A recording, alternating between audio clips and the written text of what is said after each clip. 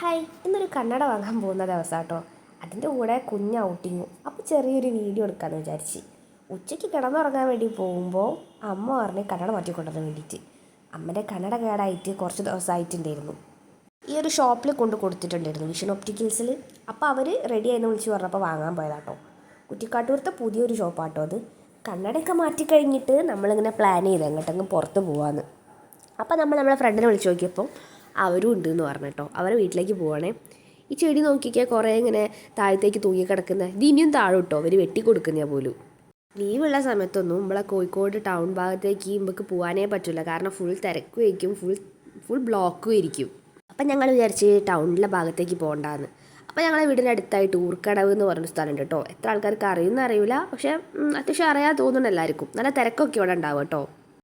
Parking ആയിട്ടൊന്നുമില്ല, പക്ഷേ road സൈഡിലൊക്കെ മുഴുവൻ കാറും സ്കൂട്ടറും വണ്ടിയൊക്കെ ആയിട്ടോ ഉണ്ടാവുക.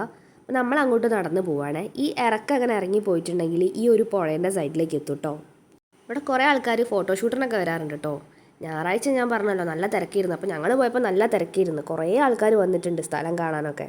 ഞങ്ങൾ ഇടയ്ക്കിടയ്ക്ക് ഇങ്ങോട്ട് വരാറുണ്ട്, പ്രത്യേകിച്ച് രാത്രി ആയിട്ടോ വരാറ്. ഇവിടെ അടുത്തൊരു സ്പോട്ട് ഉണ്ട്, നല്ല കുഴിമന്തി ഇട്ടാണ്. അപ്പോൾ അത് കഴിക്കാൻ വേണ്ടിയിട്ട് ഞങ്ങൾ ഇടയ്ക്കിടയ്ക്ക് ഇങ്ങോട്ട് വരും കേട്ടോ.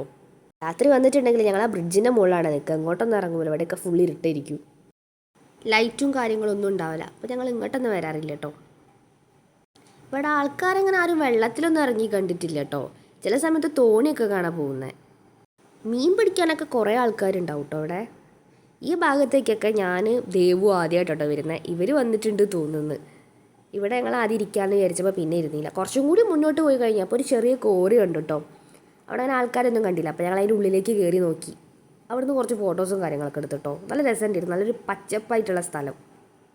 ഫോട്ടോഷൂട്ടിനൊക്കെ പറ്റിയൊരു സ്ഥലം കേട്ടോ, കാരണം നല്ലൊരു സീനറിയും കാര്യങ്ങളൊക്കെ എനിക്കിഷ്ടമായി കേട്ടോ. ഞങ്ങൾ കുറച്ച് ഫോട്ടോസൊക്കെ ഇവിടെ നിർത്ത്.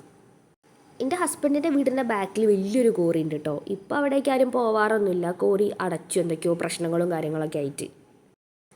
അവിടെ ഞാൻ മുന്നേ ഒരു പ്രാവശ്യം പോയിട്ടുണ്ടായിരുന്നു. ഇവർ പണ്ടൊക്കെ കുറേ പോയിട്ടുണ്ട് പറഞ്ഞു കേട്ടോ കോറിയിലേക്ക്.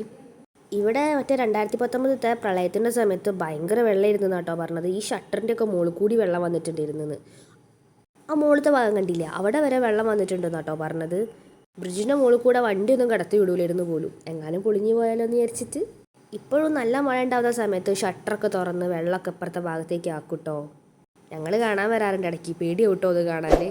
മഴയുള്ള സമയത്തൊക്കെ അവിടെ നല്ല തിരക്കാണ്ടാവുക. ഈ ഷട്ടർ തുറന്നത് കാണാൻ വേണ്ടിയിട്ട് ആൾക്കാരിങ്ങനെ വരും.